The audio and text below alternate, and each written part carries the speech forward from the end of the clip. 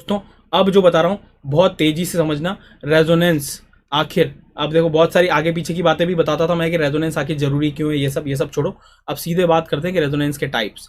Resonance के types 3 याद रखना, ए, बी और सी, और इसमें सब आ जाएगा। देखो ए बी सी में अगर आपको कहीं ऐसी कंडीशन दिखे ए डबल बॉन्ड बी और सी पर पॉजिटिव चार्ज का मतलब वेकेंट ऑर्बिटल, जब भी मैं पॉजिटिव चार्ज बोलूँ मतलब वो वेकेंट ऑर्बिटल समझना, या फिर लोन पेयर, या फिर रेडिकल, या फिर डबल बॉन्ड, या फिर ट्रिपल बॉन्ड हो।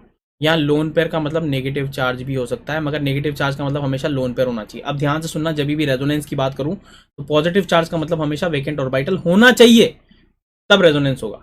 और नेगेटिव चार्ज का मतलब हमेशा लोन पेयर होना चाहिए, तभी रेजोनेंस होगा। तो आपको कहीं ऐसी कंडीशन देखने को मिल जाए ए डबल बॉन्ड बी, सी पर positive, negative, radical, double bond, triple bond, तो इसका मतलब उसमें रेजोनेंस हो सकता है ना। दूसरी कंडीशन हम ले लें ए ट्रिपल बॉन्ड बी और सी पर यही कहानी, पॉजिटिव, लोन पेयर या negative, radical, double bond, triple bond हो जाए तो रेजोनेंस हो सकता है। तीसरा ए और बी, ए पर खाली ऑर्बिटल हो और बी पर भरा ऑर्बिटल हो। व्हाट डज इट मीन, क्या मतलब है इसका, मतलब वेकेंट ऑर्बिटल हो, अच्छा इसका मतलब पॉजिटिव चार्ज हो, अच्छा तो भरा हो मतलब लोन पेयर हो, अच्छा मतलब नेगेटिव चार्ज हो, अच्छा।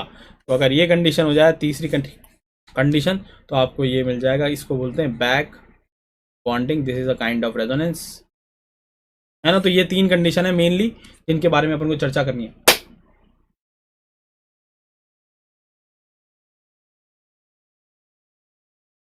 ए बी सी समझ गए तुम सर, 2 में 3 बॉन्ड नहीं होगा ना, क्यों नहीं होगा, ऐसा हो सकता है ना। Let's say C triple bond C, C triple bond C, हो गया रेजोनेंस, क्यों नहीं होगा ट्रिपल बॉन्ड।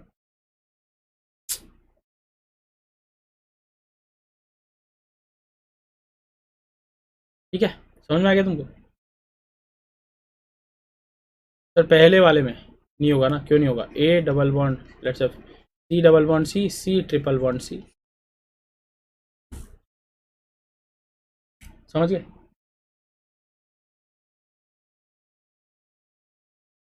तो सी पर ट्रिपल बॉन्ड हो तो कैसे होगा, C double bond C, C triple bond C, ऐसे हो जाएगा, क्या दिक्कत है। ये हो गया ना A double bond B, C triple bond D, समझ गए।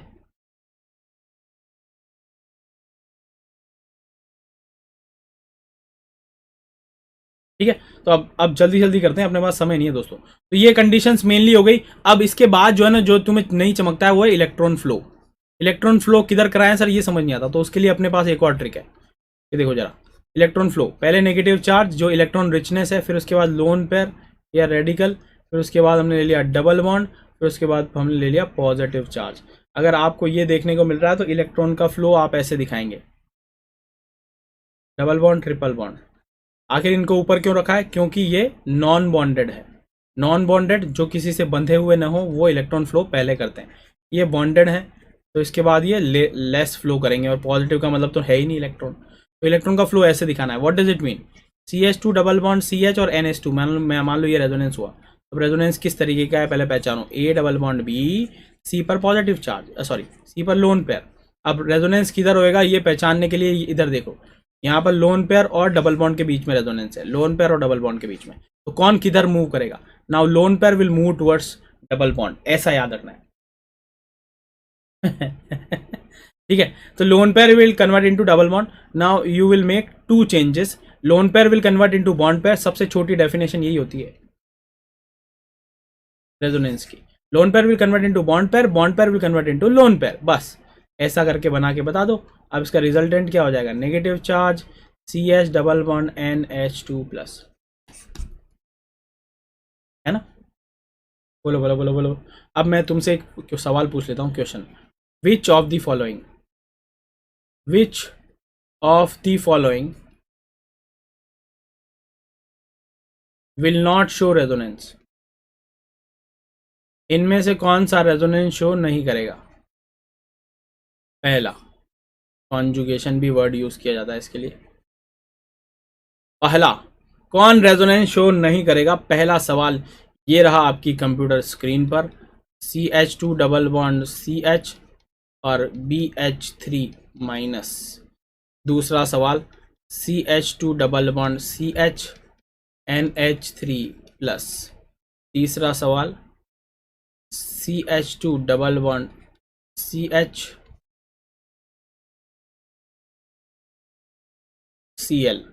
और चौथा चौथा है हमारे पास 1 and 2 बोथ। जल्दी से बता दो कौन रेजोनेंस शो नहीं करेगा, जल्दी से बोल दो इनमें से किस में रेजोनेंस नहीं होगा। इसके बारे में मैं बात कर चुका, पॉजिटिव नेगेटिव के बारे में मैं बात कर चुका कि क्या होना चाहिए। जल्दी से बता दो फटाफट। अतर का आंसर आ गया ए और प्रगति का आंसर आ चुका है सी और डी। और डी किसी का नहीं गया। फोर्थ पे 1000 रुपये लगा देता हूँ सर। वाह वाह वाह। तो हमारे पास इस पे 1000 रुपये लग चुके हैं दोस्तों, और लगता है मेरे पास मनी ऑर्डर आने ही वाला है। विष्णु का आंसर आ चुका है सी। किस में, पहले ये सुनना किस में नहीं है, ये सिल्ली वाली मिस्टेक होती है, इसको बोलते हैं सिल्ली वाली मिस्टेक। नहीं है पूछा है अंकल, ऐसी हरकतें कर रहे हो तुम लोग। उज्जवल पहले देख नहीं लिखा हुआ है। षष्ठी ने आंसर किया which of the following will not show resonance. Will not show, will not show, will not show में 3 कैसे बोल रहे हो तुम? अरे विल नॉट शो, हे प्रभु विल नॉट शो बोल रहा हूं मेरे भाइयों। अगर मैं तुम्हारी जगह होता ना, मैं तुम्हारी जगह होता तो मैं लिखता ये।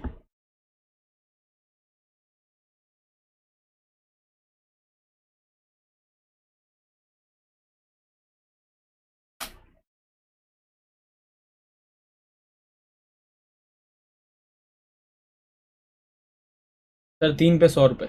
भैया तो रेजोनेंस करेगा ना यार। ए डबल बॉन्ड बी, कैसी हरकतें कर रहे हो? मुझे तो लग रहा तुम इंटेलिजेंट लोग हो। हैं? सी पर लोन पेयर है, पर लोन पेयर मैं थोड़ी दिखाऊंगा। सीएल में लोन पेयर है तो रेजोनेंस है। अब यहाँ ये इसमें भी रेजोनेंस नहीं है, इसमें भी रेजोनेंस नहीं है सर। है ना condition, A double bond B C पर नेगेटिव चार्ज। आपने ही तो बताया था A double bond B C पर पॉजिटिव चार्ज। सर आपने ही तो बताया था। अरे नेगेटिव चार्ज का मतलब लोन पेयर होना चाहिए ना। ये तो बोरोन है, हाइपोवेलेंट होता है। ये नेगेटिव चार्ज का मतलब यहाँ लोन पेयर थोड़ी है। बोरोन बेचारा पहले ही ऑक्टेट कंप्लीट करके बैठा है, 2 यहाँ से 6 यहाँ से हाइड्रोजन से।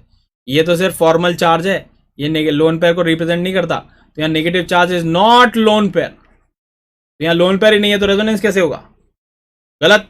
और ये हमारे पास पॉजिटिव चार्ज, ये भी फॉर्मल चार्ज है। तो हर पॉजिटिव चार्ज वेकेंट ऑर्बिटल नहीं होता और हर नेगेटिव चार्ज लोन पेयर नहीं होता। ये बात बताने के लिए सवाल पूछा था। तो ए में भी रेजोनेंस नहीं, बी में भी रेजोनेंस है, 1 और 2 में भी नहीं, 3 में तो है। तो answer would be 1 and 2 both. बोलो ना बोलो ना, समझ में आ गया? 100 रुपये जीत गया मैं, ठीक है। 100 रुपये जो है वो आपके अकाउंट में ट्रांसफ़र हो जाएंगे। मैं खुद आपके घर आके देके जाऊंगा।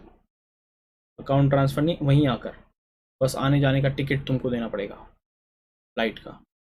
चलो कंडीशन ऑफ रेजोनेंस हो गया हमारे पास, है ना। अब जरा देखें रेजोनेंस। तो अब इसमें बात कर लेते हैं, क्वेश्चन कर लेते हैं रेजोनेंस के बारे में। तो रेजोनेंस अगर आपको आता है तो फिर दूसरा सवाल जो बनता है रेजोनेंस पर सवाल कौन कौन से बन सकते हैं? रेजोनेंस पर सवाल बन सकते हैं, स्टेबिलिटी ऑफ आरएस के सवाल बन सकते हैं, पहला सवाल। दूसरा बॉन्ड लेंथ के सवाल बनते हैं, बॉन्ड ऑर्डर के सवाल बनते हैं, बॉन्ड लेंथ ऑर्डर और स्ट्रेंथ के सवाल बनते हैं। ये 2 सवाल, स्टेबिलिटी ऑफ आरएस और इन दोनों का, या फिर स्टेबिलिटी के आरएस के अलावा कॉन्ट्रीब्यूशन ऑफ आरएस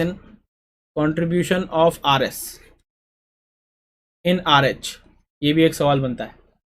ठीक है, तो ये सवाल बनते हैं। अब यहाँ देखें तो हमें ये पता होना चाहिए दोस्तों, बॉन्ड लेंथ जितनी ज़्यादा होगी बॉन्ड स्ट्रेंथ उतनी ही क्या होगी, ज़्यादा होगी, कम होगी, और बॉन्ड ऑर्डर भी उतना ही क्या होगा, कम। तो ये बात हमको पता होना चाहिए। दूसरी बात, स्टेबिलिटी ऑफ आरएस के बारे में हमको पता होना चाहिए।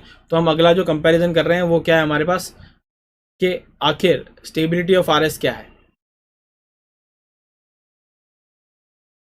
ठीक है, तो हम बात कर रहे हैं अगला, स्टेबिलिटी ऑफ आरएस कंपैरिजन कैसे करें। तो स्टेबिलिटी ऑफ आरएस में पहला रूल है हमारे पास, और वो है कि नॉन पोलर है, ऑक्टेट कंप्लीट है, non polar is better then polar RS. दूसरा रूल आपको पता है, और वो है नंबर ऑफ बॉन्ड्स जिसमें ज़्यादा होंगे, नंबर ऑफ बॉन्ड्स जितने ज़्यादा होंगे वो ज़्यादा स्टेबल, नंबर ऑफ बॉन्ड्स से डिसाइड होगा, या और ऑक्टेट कंप्लीशन। तीसरा अपन ले लेते हैं पॉजिटिव चार्ज, पॉजिटिव, या फिर हम इसमें लिख सकते हैं closer approach, closer approach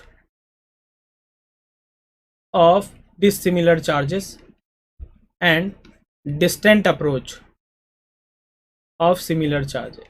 positive negative जितने पास हों उतना अच्छा, क्योंकि अट्रैक्शन से हमेशा सिस्टम की एनर्जी क्या होती है, कम। और नेगेटिव नेगेटिव या पॉजिटिव पॉजिटिव जितना दूर हो उतना अच्छा, क्योंकि रिपल्शन से हमेशा एनर्जी क्या होती है, सिस्टम की बढ़ती है।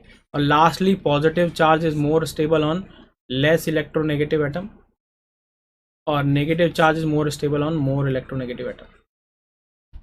क्या आपको यह याद रहेगा?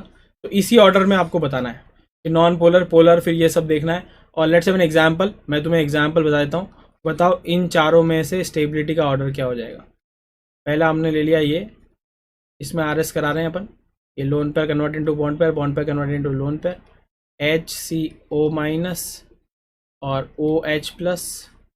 सी हमने ले लिया H C O minus C plus O H, और डी हमने ले लिया H C O plus C minus O H. अब मैं बात करूं ए बी सी डी में से, ये हमारे पास सवाल हो गया, ये तुम्हारे पास जो है वो रूल्स हो गए। अब इसमें स्टेबिलिटी की बात करते हैं, तो हमारे पास ऑप्शन देता हूँ P, A, then B, then C and then D. क्यों बोल रहा हूँ? A, then C, then D and then B. R बोल रहा हूँ,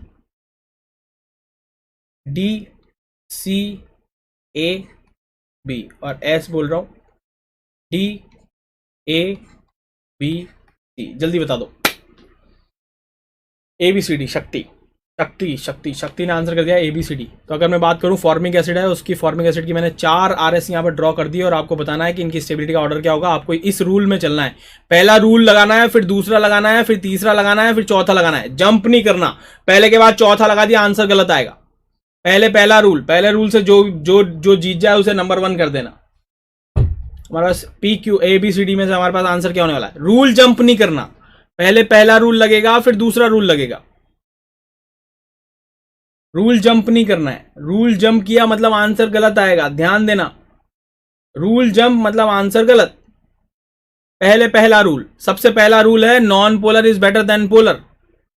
तो देख लो, ये पोलर है, इनमें चार्ज है, ये भी पोलर है, इसमें भी चार्ज है, ये भी पोलर है। तो that means this is the only one which is non polar. तो भाई साहब, या तो आंसर हो सकता है पी या फिर हो सकता है क्यू, दोनों में से एक हो सकता है। विशाल ने आंसर कर दिया है पी, अंकुर ने आंसर कर दिया है क्यू, चिराग ने पी, हार्दिक ने पी, व्योमेश ने क्यू, है ना, और अमन ने पी कर दिया है आंसर। प्रगति ने पी कर दिया है, ए सी बी डी आंसर भी लिख दिया है। प्रतीक ने, देव ने आंसर कर दिया है पी। अब सबसे पहले तो हमें नॉन पोलर वाला, तो ये तो हो गया नंबर 1। अब अगला रूल क्या है? नंबर ऑफ बॉन्ड्स देखने। तो इसमें नंबर ऑफ बॉन्ड्स ज़्यादा है, 1 2 3 4। इसमें कितने? 1 2 3। इसमें कितने? 1 2 3। इसका मतलब बी जीत गया। तो इस वाले से ए जीता, इस वाले रूल लगाने के बाद हमारे पास बी जीत गया, तो हमारे पास आंसर आ गया ए बी सी डी। फिर अब बात कर लें, ए हो गया, फिर सेकेंडली बी हो गया, फिर हम आगे चलते हैं। Closer approach of positive negative, positive negative जितने पास हो उतना अच्छा है, ये तो पास ही है, इनके बीच में भी दूरी सेम है। तो इस रूल से हम डिसाइड नहीं कर पा रहे हैं, क्योंकि दूरी तो इसमें भी सेम है, इसमें भी सेम है। तो लास्ट रूल से डिसाइड होगा, पॉजिटिव चार्ज लेस इलेक्ट्रोनेगेटिव पर ज़्यादा स्टेबल है, पॉजिटिव चार्ज कार्बन पर ज़्यादा स्टेबल है, और नेगेटिव चार्ज ऑक्सीजन पर ज़्यादा जचता है। तो इसका मतलब आंसर हो जाएगा ए बी सी और डी। अब यह है सवाल अगला, जो कि जेई ने पूछा, मेंस ने भी पूछा, सब ने पूछा हुआ है ये सवाल। और जल्दी से अब आप भी कर लो कि मुझे बताओ इन चारों की स्टेबिलिटी का ऑर्डर क्या होगा। सीधे ऑर्डर लिखना भाई लोग, अब सीधे ऑर्डर लिखना अब इसका।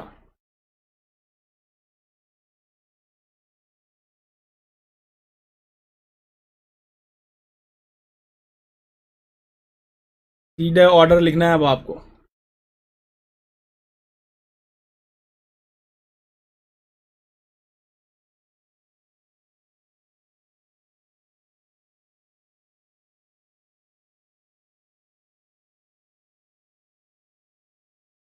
हम्म।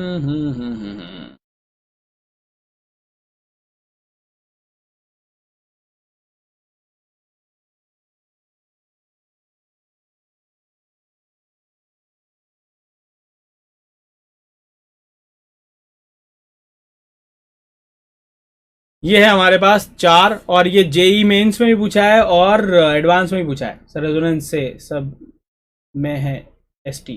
तो अब मुझे बता दो इसका ऑर्डर क्या होना है। ऑर्डर लिख दो अब तो, यू आर वेलकम। एसटी जल्दी से बता दो इसका ऑर्डर। वही रूल लगाना, बिल्कुल सीक्वेंस में रूल लगाना, तुम्हें आंसर मिल जाएगा सीक्वेंस में। डी ए बी सी एक आंसर आ चुका है हमारे पास, ए एस का। ए डी का आंसर आ चुका है ए। नहीं, सीक्वेंस बताओ, सीक्वेंस क्या है, what is sequence. A B C D है, ए डी बी सी है, क्या होने वाला है। तो ए बी डी सी आ गया है, डी ए बी सी आ गया है, ए बी डी सी आ गया है, A B D C, A B D C. देखो मैं चेक करता हूँ कि कितने लोग जो है वो, ज़्यादा लोग, मैं अभी 1 सेकंड के लिए मैं अगले 10 सेकंड तक क्वाइट रहता हूँ और ऑब्जर्व करूंगा कि कितने लोग सही दे रहे हैं।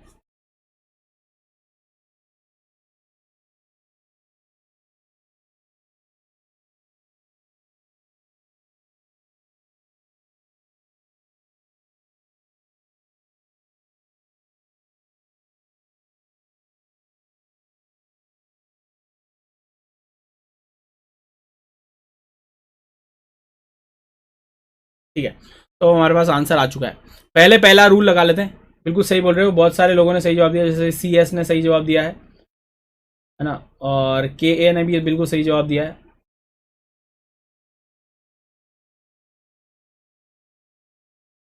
ए बी डी सी, मुझे भी ए बी डी सी लग रहा है दोस्तों, चेक कर लेते हैं दोस्तों। सबसे पहले देखेंगे नॉन पोलर पोलर। अरे ये तो सारे ही पोलर हैं, हटाओ, पहला रूल खत्म। दूसरा, नंबर ऑफ बॉन्ड्स। इसमें 4 बॉन्ड दिख रहे हैं हमको, 2 इधर 2 इधर। इसमें भी 4 दिख रहे हैं, इसमें 3 दिख रहे हैं, और इसमें 3 दिख रहे हैं।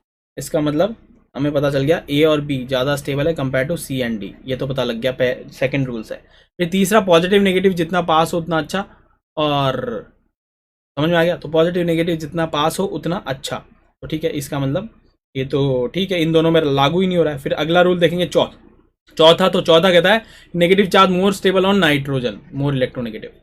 तो इसका मतलब A is more stable than B. तो ये वाला फंडा किससे लगाया, चौथे रूल से। ये वाला फंडा किससे लगाया अपन ने, दूसरे रूल से। तो और सी और डी में भी डिसाइड करें तो पॉजिटिव चार्ज कार्बन पर ज़्यादा जचेगा और नेगेटिव चार्ज नाइट्रोजन पर ज़्यादा जचेगा। तो इसका मतलब आंसर होने वाला है डी और फिर सी। आंसर है A B D C, A B D C. जल्दी जल्दी में मिस्टेक कर दी दोस्तों, यही होता है पेपर में भी, यही होता है, यही नहीं करना है अपन को ना, जल्दी जल्दी में मिस्टेक नहीं करना है। समझ में आ गया, क्लियर है, क्लियर है, क्लियर क्लियर, बोलो बोलो बोलो बोलो बोलो बोलो, है ना। तो इस तरीके से अपन को रेजोनेटिंग स्ट्रक्चर्स बनानी है। और अब मेरा सवाल सवाल सवाल सवाल सवाल, विच ऑफ द फॉलोइंग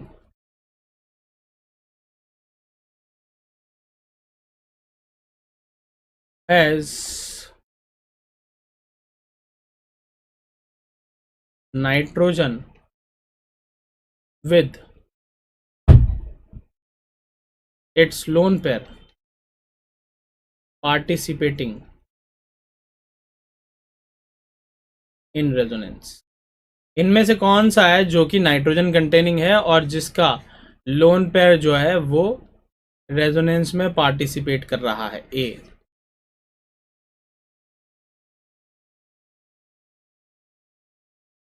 बी। बहुत ही गहरा सवाल है दोस्तों, अच्छे को समझ नहीं आता है। ए और बी में से कौन है जिसका लोन पेयर रेजोनेंस में पार्टिसिपेट कर रहा है, जल्दी बताओ। एस आर मेरे बेटा, अपन समझ रहे हो तुम, 16 लेक्चर में से आधा कर लूँ, 8 लेक्चर, 8 इंटू 1.5 कर लो, आप समझ रहे हो। 12 घंटे की क्लास अपन सिर्फ 1.5 घंटे में कर रहे हैं। नोट्स तो तुम्हें बाद में भी मिल जाएंगे मेरे भाई। आंसर आ गया प्रगति का बी, विंगलैंड का आंसर आ गया बी, शिवानी का है बी, उज्जवल का है बी, और सर बी में करेगा क्योंकि ए में तो नहीं होता है बी। हाँ ठीक है, तो ए में it will not go into resonance, if it will go into resonance, hybridization of nitrogen will become sp, and sp means it has to create an angle of 180 degree which is not possible in the ring में possible नहीं है क्योंकि 180 angle नहीं बनेगा। यहां पर lone pair can go into resonance, it can go into resonance क्योंकि यहाँ नाइट्रोजन कैन मेक 180 डिग्री। यहाँ इसलिए पार्टिसिपेट नहीं कर रहा है क्योंकि 180 डिग्री पॉसिबल नहीं है, नहीं है, नहीं है, नहीं है। समझ में आ गया तुमको। तो अगर इसका मतलब एक कंसेप्ट समझ में आ गया कि अगर रिंग हो, डबली बॉन्डेड नाइट्रोजन हो तो उसका लोन पेयर कभी भी रेजोनेंस में नहीं जाता। कंसेप्ट, रिंग हो मतलब छोटी रिंग, लेट्स से 7 मेंबर या उससे कम वाली रिंग में अगर बात कर ले, lone pair will not go into resonance. और रीजन सिर्फ यह है कि 180 एंगल पॉसिबल नहीं है। बहुत बड़ी रिंग ले लें, मान लो अपन 15 कार्बन की रिंग ले लें, उसमें नाइट्रोजन लगा दें, तो वहाँ 180 डिग्री पॉसिबल हो सकता है, क्योंकि जहाँ भी ट्रिपल बॉन्ड लग सकता है ना, वहाँ पे तो हमारे पास लोन पेयर भी नाइट्रोजन का रेजोनेंस कर सकता है। समझ में आ गया? तो वो रिंग जिसमें ट्रिपल बॉन्ड लग सकता है उसमें नाइट्रोजन भी लोन पेयर रेजोनेंस में जा सकता है, छोटी रिंग में तो पॉसिबल नहीं है। तो ये बात आपको पता होनी चाहिए। क्लियर है? बोलो बोलो बोलो बोलो बोलो, है ना? तो ये एक बहुत गहरी बात हमें पता लग गई। अब इस पर बेस्ड ही हमारे पास प्लस एम और माइनस एम भी होता है। ठीक है, इसकी एप्लीकेशन, अब रेजोनेंस की एप्लीकेशन बात कर लेते हैं। Aromatic, anti aromatic, non aromatic, सबको पता है। 4n+2 रूल फॉलो होता है, सबको पता है। 4n पाई रूल फॉलो होता है, सबको पता है। और नॉन एरोमेटिक की बहुत ही भयानक डेफिनेशन होती है दोस्तों, और वो ये है कि जो एरोमेटिक ना हो पाया और जो एंटी एरोमेटिक ना हो पाया वो नॉन एरोमेटिक कहलाएगा।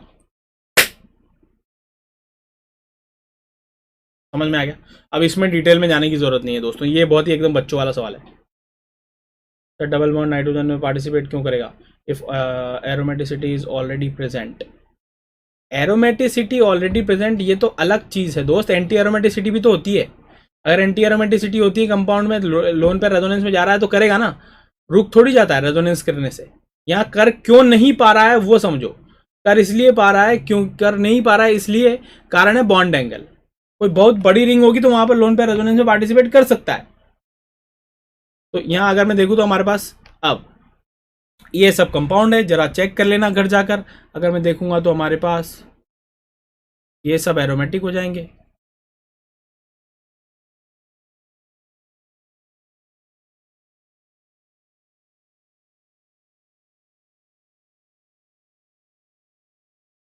इसमें ये कंपाउंड इंपॉर्टेंट है ना, ये वाला कंपाउंड इंपॉर्टेंट है।